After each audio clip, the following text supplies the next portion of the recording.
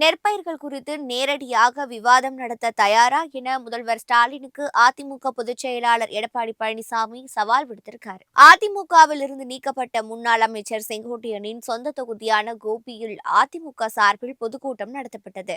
இந்த கூட்டத்தில் அதிமுக பொதுச் செயலாளர் பழனிசாமி கலந்து கொண்டு பேசிய போது முதல்வர் ஸ்டாலினுக்கு சவால் விடுத்திருக்காரு. தன்னை விவசாயிகளின் பச்சை துரோகி என கூறும் முதல்வர் ஸ்டாலின் பயிர்கள் குறித்து தன்னுடைய நேருக்கு நேர் விவாதம் செய்ய தயாரா என கேள்வி எழுப்பியிருக்காரு.